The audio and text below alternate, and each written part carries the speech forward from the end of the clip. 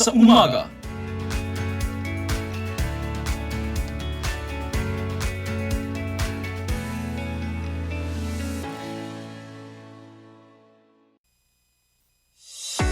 Good news mga kaabante, dahil ang inyong #1 tabloid, di lang radyo, TV pa. Mapapanood ang Abante sa Sky Cable Channel 85, Converge, TCL Smart TV, Blast TV, Samsung TV Plus, at mapapakinggan rin kami sa DWAR 1494 Abante Radio. Dahil dito ang best, Abante ang best. Balita, entertainment, sports, tulong.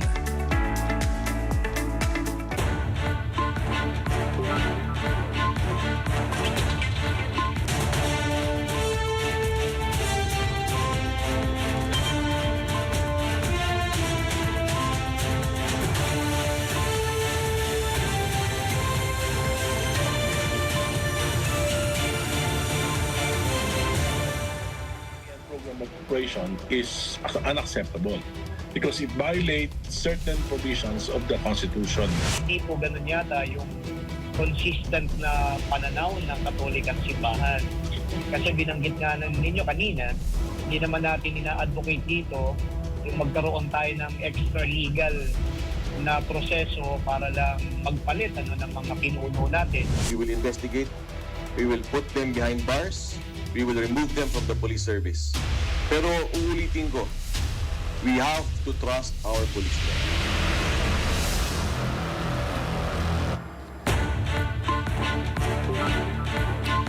Araw ng Miyerkules, January 14, 2026 para sa Abante sa Umaga. Ako ang inyong kaabante, Francis Polbe, para sa isang oras na balitaan mula sa nangungunang tabloid at DWAR 1494. Abante, una sa balita, entertainment, sports at tulong. Sanib-puwersa ng mga pangunahing tabloidista sa Luzon, Visayas at Mindanao para sa Abante sa Umaga. Ako ang inyong kaabante, Raya Capulong. Sa ating mga headlines, Bryce Hernandez at JP Mendoza hindi napabilang sa Witness Protection Program. Pagkansela sa passport ni Saldico, pinagtibay ng Sandigang Bayan. Not guilty plea ni Sara Diskaya, binatikos ng mambabatas. ICI hindi muna makakapagpasa ng case referral kaugnay sa flood control anomaly. Undersecretary Claire Castro inireport sa NBI ang pagbabanta sa kanya ng DDS. Kauna-unahang free trade agreement sa Middle East, sinelyuhan, PBBM, sinaksihan. Cebu City isinailalim sa state of calamity dahil sa gumuhong landfill. Dedo umakyat na sa 13. Mga mangingisdang Pinoy, hinaras ng barko ng China sa West Philippine Sea.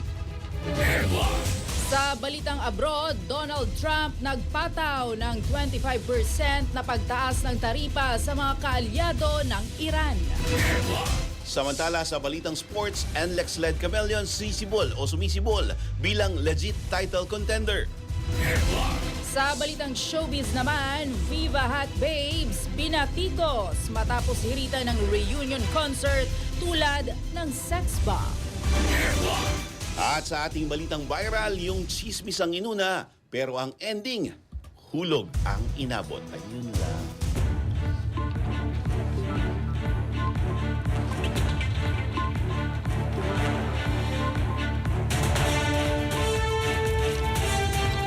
Sa detalye ng ating mga balita, hindi katanggap-tanggap at labag sa konstitusyon ang bilyon-bilyong pisong unprogrammed appropriation sa 2026 budget. Ito ang binigyang diin ni House Senior Deputy Minority Leader Edgar Egay Erice sa programang Business 360 sa Billionario News Channel. Ayon kay Erice, ang pondong umaabot sa 151 billion pesos ay tsak na walang panggagalingan. Paalala pa ni Erice, malinaw dapat sa batas ang pinagkukunan ng pondo. Pakinggan natin ang pahayag ni House Senior Deputy Minority Leader Edgar Egay Erice. The program of operation is unacceptable because it violates certain provisions of the Constitution. There are several actually. But most glaringly, it runs contrary to Article 7, Section 22, which clearly requires that the President budgets, which eventually became the General Appropriations Act, must contain not only a budget of expenditures, but also a definite source of financing.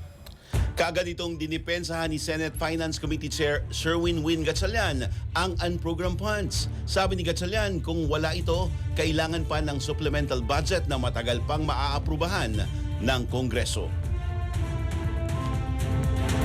Pinagtibay ng Sandigan Bayan ang nauna nitong desisyon na kansilahin ang pasaporte ni dating ako Bicol Party List Representative Zaldico. Sa desisyon ng Sandigan Bayan, ibinasura nito ang urgent motion for consideration ng kampo ni Ko dahil sa kawalan ng merito. Una nang hiniling ni Ko na baliktarin ang anti-graft court o ng anti-graft court ang naging ruling nito noong December 2025 na nagkakansela sa kanyang passport at nagdedeklara sa kanya bilang pugante. Pero ayon sa Sandigan Bayan, patuloy pa rin nagtatago sa batas si Ko at tinatakasan ang arrest warrant laban sa kanya kaya hindi nito deserve ang pabor na pasya ng korte. Naharap si Ko sa 2 bilang ng kasong graft at malversation kaugnay ng 289 million pesos na substandard road dike project sa Oriental, Mindoro. Nilinaw ng Department of Justice na hindi kailanman na-admit sa Witness Protection Program sina dating DPWH engineers Bryce Hernandez at JP Mendoza. Ayon kay DOJ spokesperson Polo Martinez, hindi provisionally admitted sa programa ang dalawa. Ani Martinez, tanging sina dating DPWH USEC Roberto Bernardo, dating Engineer Henry Alcantara at dating Regional Director Geraldo Opulenza lang ang kabilang sa WPP. Muling humarap sa DOJ si Alcantara bilang bahagi ng kanyang commitment sa programa. Una na ring pinasinungalingan ng kampo ni Alcantara ang balitang plano niyang i-recant ang kanyang mga naunang testimonya kaugnay sa flood control scandal. Naghain ng not guilty plea sa korte ang contractor na si Sara Diskaya para sa kinakaharap niyang kasong graft at malversation of public funds kaugnay sa 96.5 million pesos na halaga ng Ghost Flood Control Project sa Davao Occidental. Sumailalim si Diskaya sa arraignment sa Lapu-Lapu City Regional Trial Court Branch 27. Maliban kay Diskaya, sumailalim din sa arraignment ang kapwa niyang akusado sa kaso na si Maria Roma Rimando, na president ng St. Timothy Construction at 8 dating opisyal ng DPWH. Matapos ang sinagawang arraignment, itinakda na ng korte ang pre-trial conference sa kaso sa February 3. Umamin sa anomalya pero not guilty ang plea. Ito ang reaksyon ni Akbayan Party List Representative Percy Sardanya sa paghahain ng not guilty plea ng kontraktor na si Sara Diskaya sa kinakaharap niyang kasong graft at malversation of public funds. Ayon sa mambabatas, nagturo na nga si Diskaya ng mga kasabwat na opisyal ng humarap siya at ang kanyang asawang si Curly Diskaya sa Senate Blue Ribbon Committee. Ibig sabihin, umamin na niya itong may anomalya talaga sa mga flood control projects. Sinabi ni Sardanya na kasing peke ng British accent ni Diskaya ang mga flood control projects ng kanilang kumpanya sa Davao Occidental. Tila may patama sa kanyang pinalitan sa pwesto si Senate President Tito Soto kaugnay ng posibleng pag-akyat ng impeachment case sa Senado sa Pebrero. Tiniyak ni Soto na aaksyonan niya ang kaso forthwith. Magugunit ang noong nakaraang taon ay sa ilalim ng pamumuno ni dating Senate President Cheese Escudero ay inabot ng ilang buwan bago na isalang sa plenaryo ang impeachment laban kay Vice President Sara Duterte.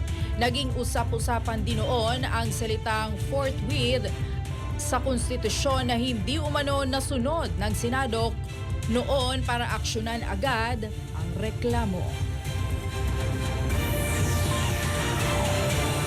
Formal lang inireport ni Palace Press Officer Claire Castro sa National Bureau of Investigation ang pagbabanta umano sa kanya sa Facebook page ng self-claimed DDS. Ayon kay Castro, maituturing na grave threats ang post sa Facebook page na may account name na Luminous by Trixie Cruz Angeles and Ahmed Paglinawan.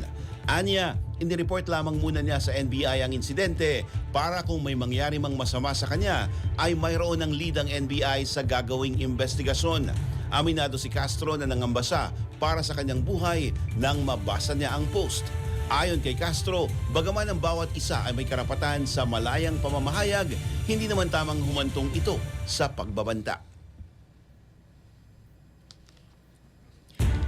Tumanggi si Catholic Bishops' Conference of the Philippines spokesperson Father Jerome Ceciliano na pangalanan kung sino ang pinatatamaan ni Bishop Rufino Sescon Jr. sa isang misa kamakailan. Sa programang Agenda sa Billionaire News Channel, sinabi ni Ceciliano na alam naman ng mga tao kung sino-sinong politiko ang nasasangkot sa korupsyon kaya't hindi na kailangan pang sabihin kung sino ang mga ito. Kasabay nito, ipinaliwanag din ni Ceciliano ang sinabi ni Sesco na magkusa na ang mga ito na bumaba sa pwesto. Aniya, huwag na sanang hintayin ng mga tiwaling opisyal na muling mag-alab at mag-aklas ang taong bayan. Pero sa kabila nito, tila umiwa si Ceciliano sa tanong kung sina Pangulong Bongbong Marcos at Vice President ba ang tinutukoy ni Sescon sa kanyang homily. Pakinggan natin ang pahayag ni Father Jerome Ceciliano.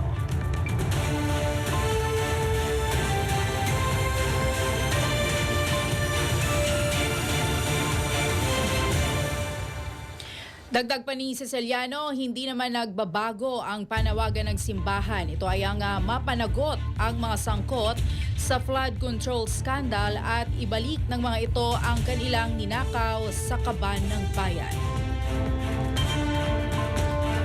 ICI hindi muna makakapagpasa ng case referral kaugnay sa flood control anomaly. Umaabante sa balita si Abante reporter Ryan Reloban. Abante Radyo Live Report. Francis, tuloy-tuloy pa rin ang trabaho ng Independent Commission for Infrastructure kaugnay sa investigasyon sa Amanualiang Flood Control Project. Ito ay sa kabila pa rin ng usap-usapan na umano'y bubuwagin na ang ICI sa February 1, 2026.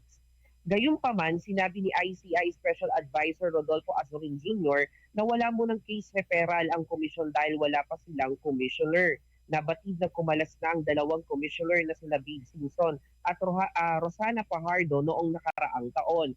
Aminado si Azorin na sa ngayon ay nahihirapan ng komisyon dahil si ICI Chairman Andres Reyes Jr. na lamang ang natitira. Dagdag pa ni Azorin, iminungkahi niya kay Reyes na magpadala ng sulat sa Malacanang at tanungin kung may intensyon na palitan ang dalawang commissioner na umalis. Paliwanag pa ni Azorin, hindi rin kasi maipagpapatuloy ng komisyon ang pag-imbita sa mga resource person dahil sa kakulungan ng ICI official. Kahapon, lumarga na ang panlima at unang meeting ngayong taon ng Technical Working Group ng ICI kasama ang iba't ibang ahensya ng pamahalaan kaugnay sa asset recovery. Ako, si Ryan Reloban. Salamat, Ryan. Samantala, kauna-unahang free trade agreement sa Middle East, sinelyohan, PBBM, sinaksihan. Umaabante sa balita si Abante reporter Eileen Talipi. Sinaksihan ni Pangulong Ferdinand Marcos Jr. ang makasaysayang paglagda sa kauna-unahang free trade agreement ng Pilipinas sa isang bansa sa gitnang silangan. Bahagi ito ng aktibidad sa 2 araw na working visit ng Presidente sa Abu Dhabi, United Arab Emirates. Kasama sa sumaksi sa paglagda sa Comprehensive Economic Partnership Agreement o CEPA ay si UAE President Sheikh Mohammed bin Zayed Al Nahyan. Layunin ng kasunduan na mabawasan ang taripa, palakasin ang market access para sa mga produkto at serbisyo, pataasin ang pamumuhunan at lumikha ng mga bagong oportunidad para sa Filipino professionals at service providers na nasa UAE. Sa nabanggit na free trade agreement ay makikinabang ang mga export ng Pilipinas tulad ng saging, pinya, canned tuna, electronics, machineries at iba pang matataas na demand ng mga produkto ng Pilipinas. Sa klaw ng free trade agreement, ang mga sektor ng digital trade, MSMEs, intellectual property, government procurement at technical cooperation. Ako si Eileen Taliping. Abante!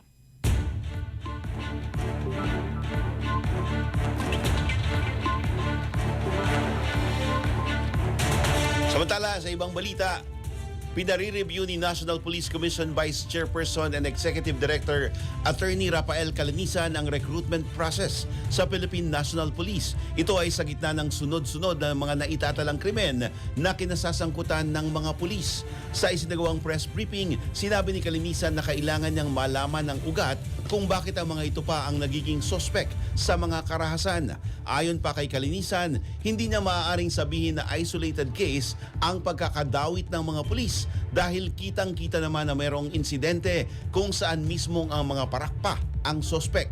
Pakinggan natin ang pahayag ni Napolcom Vice Chairperson and Executive Director Attorney Rafael Calinisan. We will investigate. We will put them behind bars. We will remove them from the police service. Pero uulitin ko, we have to trust our policemen. I trust our policemen. We should all trust our policemen. Sa ngayon, Anya ay nakikipagtulungan na siya sa pamunuan ng PNP at sa iba pang Napolcom Commissioners upang muling linisin ang hanay ng kapulisan.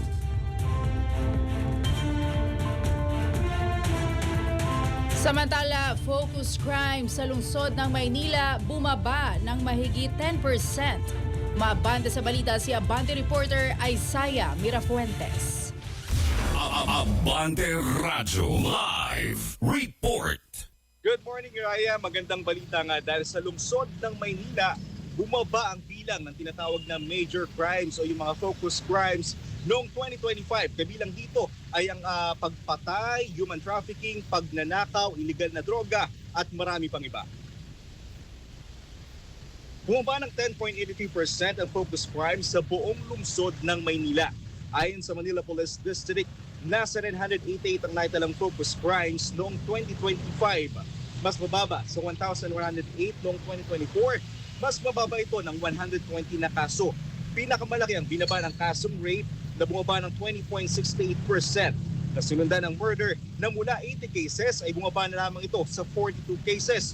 Bumaba naman ng halos 9% ang theft cases, habang motorcycle carnapping naman ay bumaba ng 12.64%. Ang may pinakamababang ibinaba ay ang robbery na mula sa 157 ay bumaba na lamang ito sa 154. Raya, patuloy nga sinisiguro ng Manila Police District na patuloy silang magbabantay sa buong Kamaynilaan upang masiguro nila ang seguridad sa buong lungsod. At yan muna ang pinakahuling balita mula dito sa Maynila. Ako, si Isaiah Mirafuentes, Abante.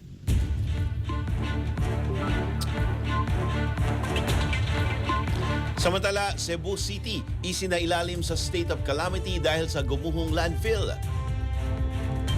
Resigned employee ng isang kumpanya sa Cebu, natagpo ang dedo. Huwag po kayong bibitiw, magbabalik pa ang Abante sa umaga.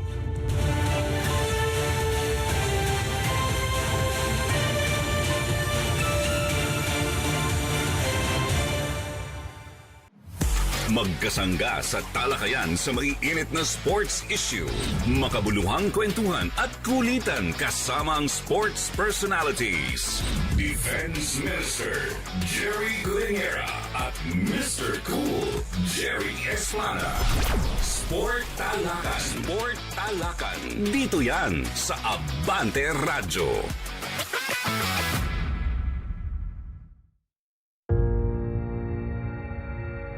Kasama sa bawat hakbang, kasama sa bawat panata. Lubos naman na umaasa ang ating mga kababayan na deboto. Sa gitna ng siksikan, sa kabila ng paghihirap, iisa lamang ang kanilang layunin. init, ulan at puyat, nandoon ang Abante. Mula madaling araw hanggang matapos ang prosesyon, walang humpay ang aming paglilingkod upang maihatid ang tapat, napapanahon at makabuluhang balita mula sa trastasyon ng mahal na Nazareno. Hindi lang kami nagbalita, nakisabay kami sa lakad ng pananampalataya. Maraming salamat sa tiwala. Ito ang Abante. Kasama mo.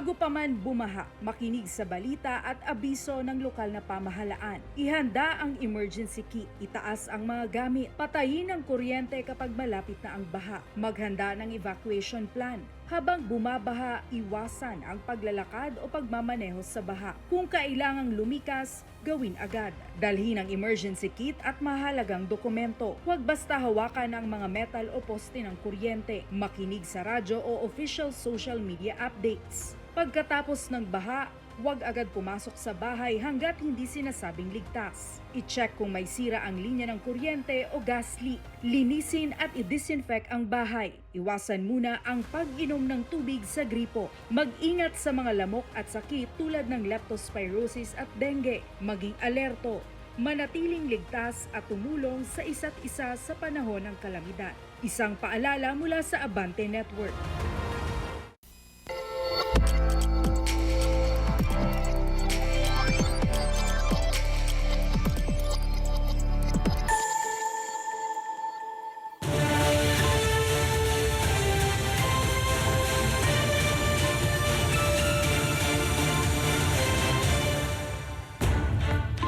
Balik sa mga balita, samantala sa iba pang balita, makakausap naman natin sa linya ng telepono si Dr. Jose Rene de Grano, ang President ng Private Hospitals Association Philippines at Medical Director ng Lipa Medics Medical Center upang talakayin kung ano ba talaga ang superflu at ano ang dapat malaman at gawin ng publiko. Magandang araw po, Doc. Si Raya at Francis po ito para sa Abante sa Umaga. Doc?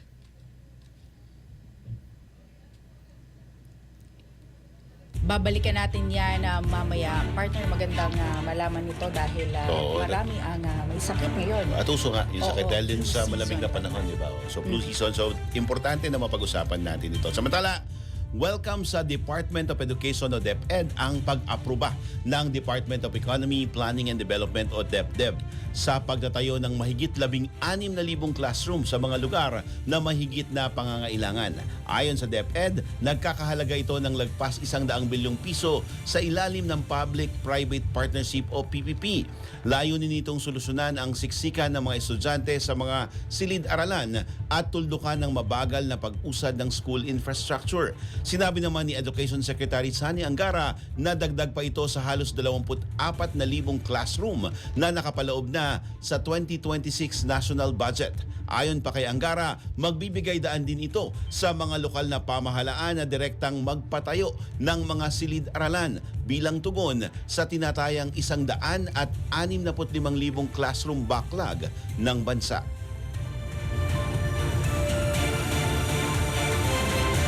Sa iba pang balita, pinag-iingat ng Bureau of Immigration ang publiko laban sa mga sindikato ng love scams na ginagamit pa ang pangalan ng ahensya para makapanloko. Kamakailan kasi isang babae ang nagtungo sa BI para isumbong na nakatanggap siya ng email patungkol sa delivery umano ng parcel galing sa ibang bansa at nakasaad na ang email ay galing sa isang immigration official.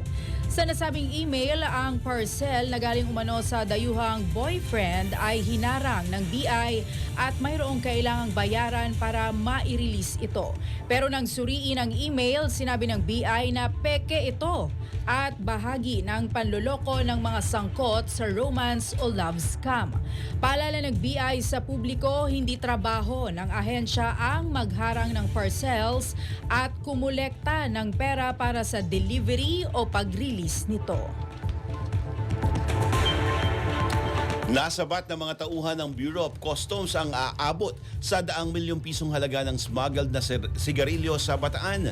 Bitbit ang Letter of Authority, nag-inspeksyon ng mga tauhan ng BOC sa isang compound sa Barangay Santa Isabel, Dinalupihan, Bataan na nagresulta sa pagkakakumpiska ng mahigit 105 billion pesos na halaga ng mga puslit na yosi.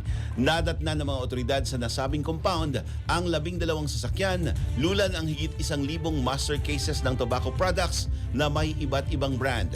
Base sa packaging ng mga yosi, galing ang mga ito sa China, Vietnam at Korea. at nakatakdasan ng dalhin sa iba't ibang bahagi ng Regions 2 at 3. Tiniyak naman ni Customs Commissioner Ariel Nepomuceno ang patuloy na pagpapatupad ng mahigpit na polisiya sa mga pantalan para maharang ang pagpasok ng mga smuggled na produkto sa bansa. Samantala, nakapagdala na ng 13 nasawi sa gumuhong landfill sa barangay Binaliw, Cebu City. Ayon kay Cebu City Councilor Dave, tumulak na rin siya ring pinuno ng Cebu City Disaster Risk Reduction and Management Council. 3 babae ang nadagdag sa bilang ng nasawi. Ito ay mga edad 48, 57 at 50. Mayroon namang 4 sa mga nasugatan ang nakatakda ng lumabas ng ospital. Sa pahayag naman ni Cebu City Mayor Nestor Archival Jr., siniguro umano ng kumpanyang Prime Waste Solutions na sasagutin ang lahat ng pangangailangan at gastusin ng mga biktima sa landslide. Nagdeklara ng state of calamity sa Cebu City matapos ang trahedya sa gumuhong landfill sa Barangay Binaliw. Sa resolusyon ng City Council, inaaprobahan na ang pagpapalabas ng 30 million pesos na disaster fund ng lungsod para matugunan din ang pagkaantala ng serbisyo sa garbage disposal. Kukunin naman ang nasabing halaga sa Quick Response Fund ng Local Disaster Risk Reduction and Management Fund para sa taong 2026. Sa iba pang balita, inatasan ng Department of Environment and Natural Resources ang EMB Central Visayas na bumuo ng long-term at resilient solid waste management solutions sa Cebu. Ginawa ni DNR Secretary Rafael Lotilla ang kautusan ilang araw matapos ang trahedya sa Binaliw Sanitary Landfill na ikinasawi ng 13 katao. Ayon kay Lotilla, dapat agad magsagawa ng appraisal at containment sa sanitary landfill kasabay ng pagtitiyak ng patuloy na waste collection. Pinatutukoy ng kalihim ang alternatibong disposal sites para sa Cebu City at mga kalapit nitong LGUs. Tiniyak din ng opisyal na makikipag-ugnayan ang DENR sa LGUs, DILG at iba pang ahensya ng gobyerno para sa maayos na waste handling measures sa Cebu. Sa ibang balita, puspusan ng repacking na ginagawa ng mga volunteer ng Department of Social Welfare and Development para matiyak ang sapat na supply ng family food packs. Ayon sa DSWD, tuloy-tuloy ang pagtatrabaho ng kanilang mga volunteer sa Luzon Disaster Resource Center sa Pasay City upang masiguro ang mabilis na pag-replenish ng food packs sa gitna ng nararanasang pag-aalburuto ng Bulkang Mayon. Kabilang sa mga volunteer na tumutulong sa repacking ay pawang mula sa Bureau of Jail Management and Penology, Bureau of Fire Protection at Regis Marie College. Ayon sa DSWD, marami ring dumadating na walk-in volunteers na naglalaan ng kanilang panahon at lakas para sa mga nangangailangan ng tulong sa Bicol. Hanggang ngayong Martes ng umaga, sinabi ng DSWD na umabot na sa mahigit 5,300 food packs ang naipamahagi sa mga pamilyang nasa evacuation centers sa Bicol Region. Kabilang din sa naipamahaging tulong ay mahigit 1,000 ready-to-eat food boxes at mahigit 2,200 na non-food items. Samantala, 2 volcanic earthquakes na itala sa paligid ng Bulkang Mayon. Umaabante sa balita, CBNC reporter Paulo Barcelon. Abante Radyo Live Report. Marahay na aga, Raya at Francis, nakaitala nga kahapon ng Mayon Volcano Observatory ang bahagyang pagtaas sa aktibidad ng Bulkang Mayon. Bukod sa 2 volcanic earthquake ay may naitala ding 209 rockfall events at 46 na insidente ng pagbaba ng pyroclastic density currents o yung tinatawag dito na uson. Ayon naman sa Albay Provincial Safety and Emergency Management Office o APSEMO, nasa lampas 1,100 families o 4,000 individual ang nasa 17 evacuation centers dito sa lalawigan ng Albay. Patuloy naman ang relief operations at pagpapadala ng rescue trucks para patuloy pang mailikas ang ilan pang residente na nasa 6-kilometer danger zone. Samantala, aminado naman ng local tourism official sa Albay na may epekto ang AI-generated videos at images sa tourist arrival sa lalawigan. Sa isang radio interview sa local media dito sa Albay, pinuna ni Albay Provincial Tourism Supervising Officer Billy Balin ang tila irresponsableng paggamit ng ilang content creator ng AI-generated contents na siyang nagbibigay ng inaccurate na sitwasyon sa paligid ng bulkan. Ani Balin, dapat umanong maging responsable ang mga influencer dahil ang isang misleading na post ay maaaring magdulot ng kalituhan sa madla. At may mga natanggap na rin silang ulat ng tourist cancellations bunsod ng paglipana ng AI-generated content at fake news ukol sa estado ng bulkan. Bago tayo mag-extra, pakita lang natin ang live na sitwasyon dito sa Legazpi City. Kung inyo makikita sa aking likuran, ayan ang bulkang Mayon. Medyo mas nagpapakita sa ngayong araw, Raya at Francis. Kumpara nitong mga nakaraang araw ay balot ng cloud cover hanggang doon sa may taas na bahagi ng bulkan yan. Pero ngayon ay medyo mas nakikita natin siya at sa ngayon hindi pa natin medyo makikita yung bunganga. Pero compared to the last few days, medyo swerte yung mga pupunta rito ngayon sa Albay at sa mga iba't ibang bayan dito dahil may kahit paano may almost perfect view sila nitong bulkan dito sa Legazpi City at sa iba pang mga pamosong tourist spots dito sa lalawigan ng Albay. Raya, Francis? Maraming salamat, Paulo Barcelon.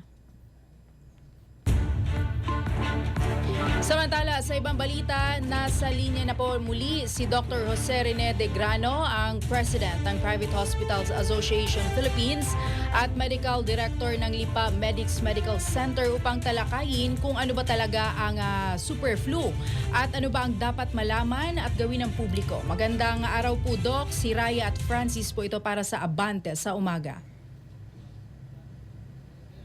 Magandang umaga, Raya and Francis. Sorry, medyo nagsulo ko yung... Okay lang po, Doc.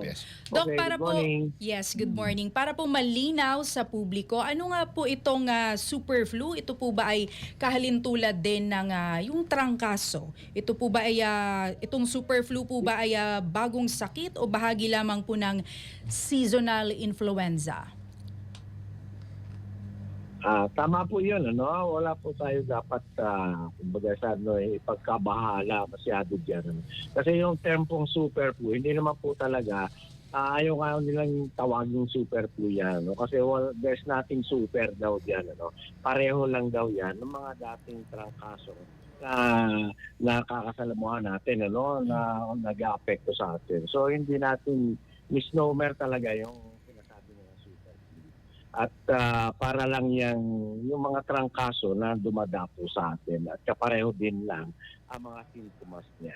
Opo. Yes, Doc. Palagay po ba ninyo, para sabi po ninyo halos pareha lang no, nung ordinaryong trangkaso. Pero ano po ba yung kaibahan nitong super flu? Ang nabanggit lang nila is mabilis daw ito makahawa. Ano? At ito yung nanggaling kasi na-notice nila yan sa ibang bansa, no? Sa UK, sa ganyan. Pero sa ngayon, yung pumasok sa atin na sinasabi naman ng Department of Health, konti lang, ano? Less than 100 or 100 lang. Lahat gumaling na. Ano? So sa bagay ngayon, may nakikita tayo na parang dumadami na naman yung trangkaso. No? Hindi ganun kadami pero meron na mga tao na pupunta sa lagnat. Parang uso talaga, Doc, dahil din doon sa panahon, no, dahil biglang lumalamig, uulan, tapos mainit, diba? Tama po ba?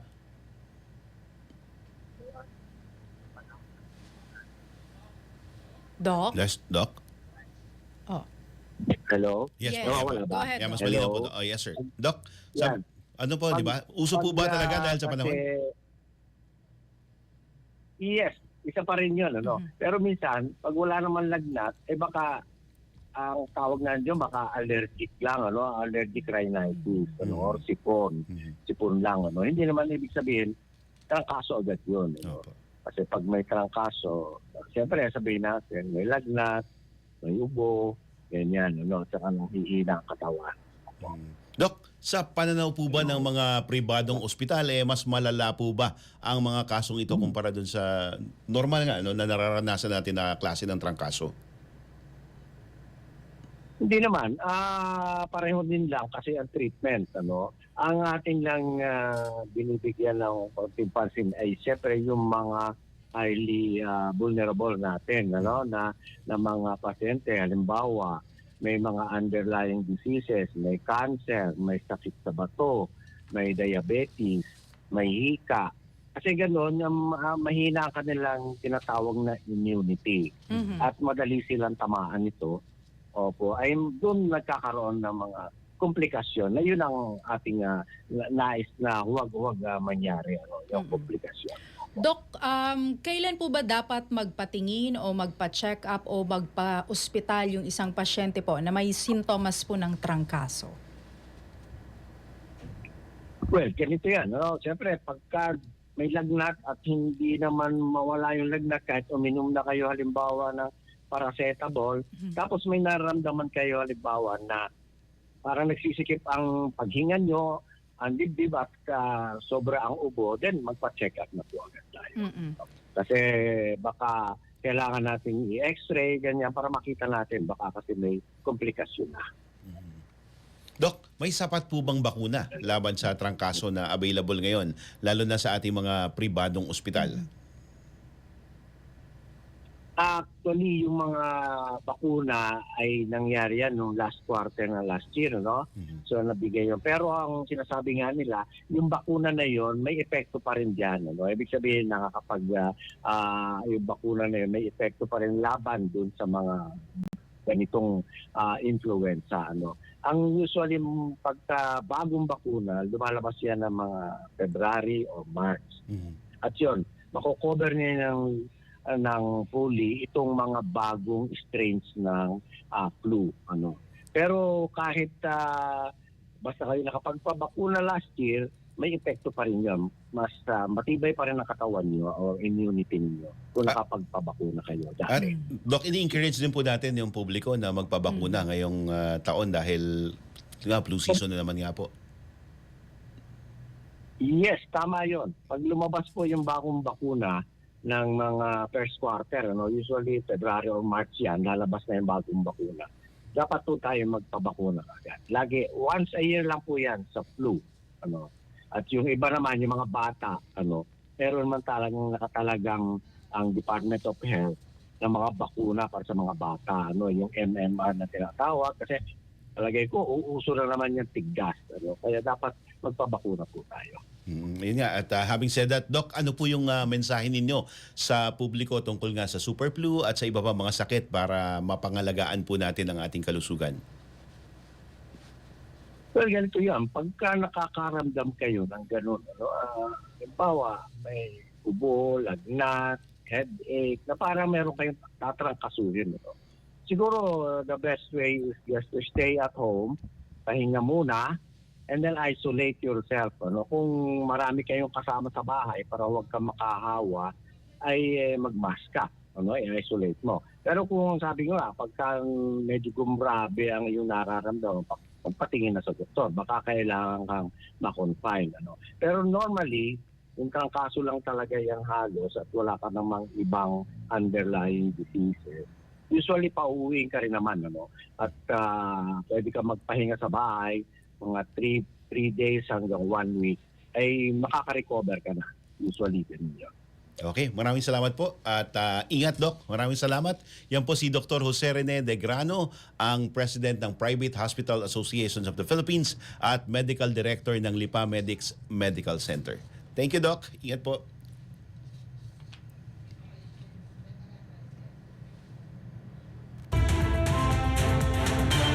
Samantala, sa iba pang balita, AFP handa sa posibleng pagtaas ng alerto ng Bulkang Mayon. Maabante sa balita si Abante reporter Edwin Balasa.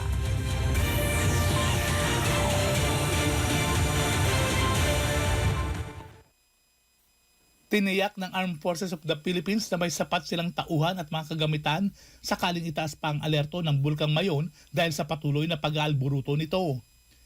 Ayon kay AFP spokesperson Colonel Francel Margaret Padilla, Handa ang militar na mag-deploy ng karagdagang puwersa at assets upang suportahan ang mga otoridad at matiyak ang kaligtasan at kapakanan ng mga apektadong komunidad. Ginawa ni Padilla ang pahayag kasunod ng posibilidad na itaas mula Alert Level 3 patungong Alert Level 4 o mas mataas pang status ng mayon lalo na dahil sa patuloy na pag-ulan sa lalawigan. Sa kasalukuyan, nakadeploy na ang mga tropa sa mga apektadong lugar at mahigpit na nakikipag-ugnayan sa OCD Region 5 at Regional Disaster Risk Reduction and Management Council Bicol upang matiyak ang maagap at maayos na humanitarian assistance at disaster response lalo na kung itataas pa ito ng alerto. Sa ngayon ay mayroong 15 humanitarian assistance and disaster response team na ang naipadala kung saan binubuo ito ng 2 opisyal, 87 enlisted personnel at 32 civilian armed auxiliary members para tumulong sa sapilitang paglikas ng 13 apektadong barangay. Samantala, inihayag din ni Padilla na activated na rin ang Task Force Sagip upang higit pang palakasin ang command and control, koordinasyon at mabilis sa pagtugon sa anumang emergency na may kaugnayan sa Bulkang Mayon. Ako si Edwin Balasa, Abante. Sa ibang balita, employee ng isang kumpanya sa Cebu natagpo ang dedo. Umaabante sa balita si Abante reporter Edwin Gadia. Abante Radyo Live Report. Kinumpirma ng pulisya sa Mabulo Police Station sa Cebu na empleyado ng telecom company na Globe ang lalaking natagpuan sa isang creek umalis Enero at 13, 2006. Buhay.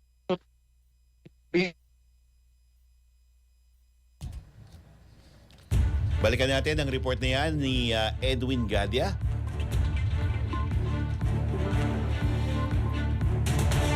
Samantala sa iba pang balita, sumaklolo ang Philippine Coast Guard sa mga mangingisdang Pinoy na nakaranas ng panghaharas mula sa mga barko ng China sa West Philippine Sea. Ayon kay Coast Guard spokesperson Commodore J. Tariela, patungo ang FFB Prince LJ sa fishing grounds nito sa Baho de Masinloc nang harangin sila, lapitan at gamitan ng sirena ng People's Liberation Army Navy vessel at China Coast Guard ship. Binago ng mga mangingisdang Pinoy ang kanilang direksyon pero binuntutan pa din sila ng CCG vessel.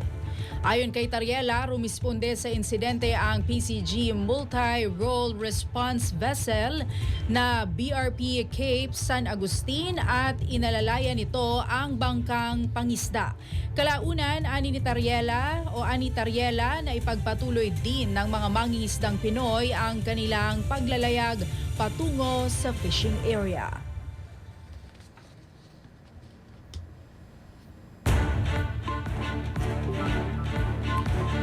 Samantala, balikan natin ang report na ito tungkol sa employee ng isang kumpanya sa Cebu na natagpo ang dedo. Umaabante sa balita si Abante reporter Edwin Gadia.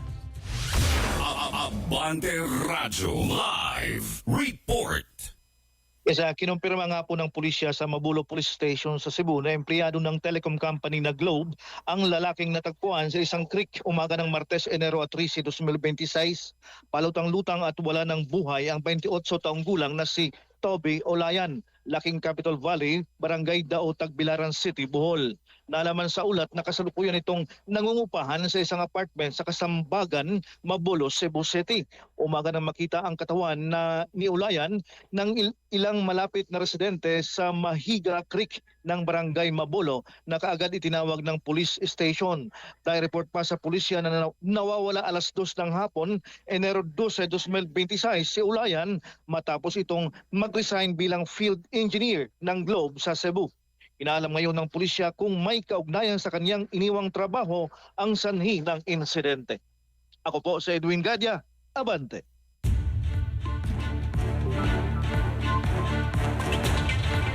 Samantala, mga muffler, iligal na siren at lantaka sinira ng Davao Police. Umaabante sa balita si Abante reporter Edith Isidro. Abante Radyo Live Report. Raya, pinangunahan ni Davao City Police Acting Director Colonel Mana Bari ang seremonya ng multiple partners illegally installed serine pranksters at lantakan na ginanap sa DCPO Parade Ground kapil Domingo Limon, San Pedro Street, Davao City. Nakumpisa ng Traffic Enforcement Unit at iba-ibang stasyon ng pulisya ang kabuang 296 na mga modified muffler at 270 na mga lantaka. Ang inisyatiba ng DCPO ay naglalayong itaguyod ang kaligtasan sa kalsada, mabawasan ang pollution sa ingay at pigilan ang mga illegal na gawain. Sa gayon ay makatutulong sa pagbanatili ng kapayapaan at kaayusan sa lungsod.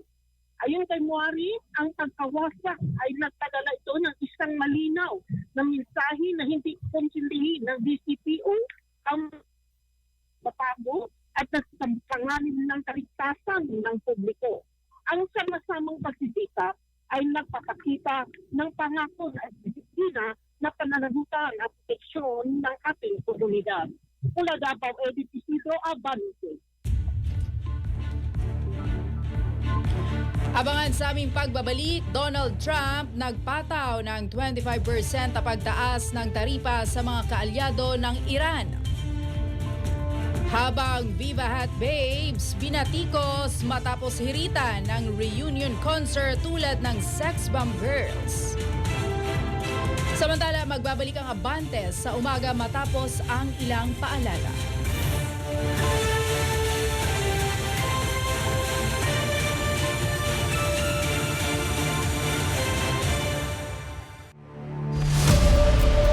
Sa likod ng bawat eksena, ilalantad ang ebidensya. Susuriin ang bawat detalye. Isisiwalat ang katotohanan. Tabloid! Lunes hanggang Biyernes, alas 5 ng hapon. Dito lamang sa Abante. Kasama mo.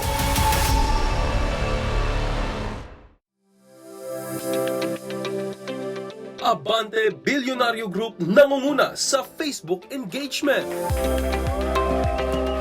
Patunay ito na mas pinipili ng nakararami nating kaabante ang aming balita, impormasyon at entertainment online. Maraming salamat sa tiwala at suporta. Patuloy kaming maghahatid ng mga kwentong may kabuluhan at serbisyong totoo para sa bayan. Let's go, go, go again! Matapos mag-viral ang umano'y pagmamahal. Susuri kung nagagastos ng tama, iniulat din natin dito sa Teletablo. Sa mga kaabante natin na nakatutok sa atin. Malalim po ang crisis politika. Abante at Bilyonaryo. Dito ang bawat like, share at comment patunay na kayo ang aming inspirasyon.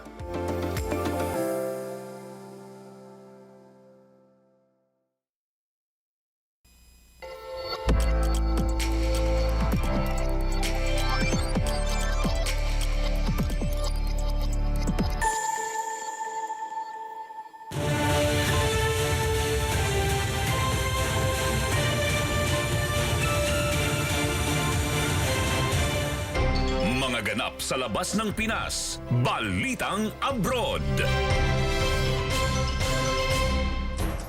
Inanunsyo ni US President Donald Trump ang pagpapatupad ng 25% na taripa sa mga produktong magmumula sa mga bansang may ugnayang pangkalakalan sa Iran. Ayon kay Trump, agad na magkakabisa ang taripa at pinal na kautusan, bagamat wala pang detalyeng inilalabas ang White House kung aling mga bansa ang direktang maaapektuhan. Sa kasalukuyan, itinuturing ang China bilang pinakamalaking trading partner ng Iran kasunod ng Iraq o kasunod ang Iraq, United Arab Emirates, Turkey at India. Ang hakbang ay kasabay ng nagpapatuloy na mga protesta sa Iran at ng babala ng US na maaari itong makialam sakaling gumamit ng dahas ang pamahalaan laban sa mga nagpoprotesta. Palakasang pangmalakasan. Balitang Sports. Lex-led Chameleons handa nang maging title contender sa pagbubukas ng bagong PBL All-Filipino Conference Season. Umaabante sa balita si Abante Sports reporter Zeus Valdez. Unti-unting inaalis ng NextLed Chameleons ang imahe bilang dating kulelat matapos maglatag ng malinaw na direksyon patungo sa pagiging legit title contender sa Premier Volleyball League. Sa magkakaiwalay na social media post nitong Martes ng gabi, opisyal na ipinakilala ng Chameleons ang unang bugso ng kanilang mga bagong pyesa. Tampok ang mga veteranang sina Abby Maranyo, Jonas Sabete, Janelle Cheng, Rania Musa at reinforcement na si Aduki Ogonsanya. Pinakamalaking dagdag si Maranyo na pumasok sa open market kasunod ng pagdisband ng Cherry Tigor crossovers at inaasang magsisilbing sandigan ng NextLed sa gitna. Makakadagdag siya sa mas pinalalim na middle rotation na kinabibilangan ni Krich Makaslang, May Anike, Jaisel de los Reyes, Razel, Aldea, Ogonsanya at Musa. Ang pagkuha kina Sabete, Cheng at Musa ay bahagi rin ng hakbang ng NextLed para patatagayin ang floor defense, opensa at overall experience ng koponan. Mga elementong matagal na naging kakulangan ng prangkisa sa mga nagdaang conference. Inaasang hindi pa rito magtatapos ang paggalaw ng Chameleons sa merkado dahil may nakahanda pa mga anunsyo ng karagdagang recruits sa mga susunod na araw. Sa nalalapit na pagbubukas ng 2026 PBL All-Filipino Conference sa January 31, malinaw ang mensahe ng NXLED. Tapos na ang rebuilding phase at handa na sila makipagsabayan sa mga dating haligi ng liga. Ako si Sus Valdez, Abante. Balitang Showbiz. Viva Hot Babes, binatikos matapos hiritan ng reunion concert tulad ng Sex Bomb. Umaabante sa balita si Abante Showbiz reporter Mildred Amistad Bacud. Abante Radyo Live Report. Umabot na nga sa round 5 ang dapat sanang round 2 lamang na concert ng Sex Bomb. Dahil dito ay may mga iba pang all-female group noong araw na halos kasabayan din ng Sex Bomb ang hinihiritang mag-reunion concert din. Isa rito ang Viva Hot Babes na ang ilang sikat na miyembro ay sina Andrea Del Rosario, Maui Taylor, Katya Santos, Cherie, JC Parker at sikat na ring vlogger ngayon na si Sara Lopez. Sa isang interview sa dati nitong miyembro na si Andrea ay natanong siya kung game ba sila sa ideyang ito. Sagot niya ay napag-uusapan na raw nila pero hindi lamang din natutuloy dahil sa availability ng bawat isa. Pero paglilinaw niya ay huwag masyadong mag-expect ang mga tao dahil alam naman daw ng lahat na mga aktres sila at modelo. Hindi raw sila dancers at singers katulad ng Sex Bomb. Kaagad namang inulan ng bashing ang dating grupo ni Andrea. Sa ng netizens, hindi raw nila ka-level ang Sex Bomb. Bagaman may mga ilang naging hit songs tulad ng Bulaklak, Basketball at Kikay ay hindi pa rin daw sila naging phenomenal tulad ng Sex Bomb. Limitado raw ang audience ng Viva Hot Babes na anila ay puro kalalakihan. Hindi umano gaya ng Sex Bomb na mapabata, matanda at kahit anong gender, lalo na ang mga gays ay sinasabing pinalaki ng Sex Bomb. May mga ilang nagtanggol naman sa Viva Hot Babes na anila ay marami rin daw fans ang mga ito na tiyak manonood kapag nag-reunion concert sila. At yan muna ang latest sa mundo ng showbiz. Ako si Mildred Amistad Bacud, Abante. Balitang viral. Yung dinala nyo sa nature trip nyo, yung pagiging chismosa nyo.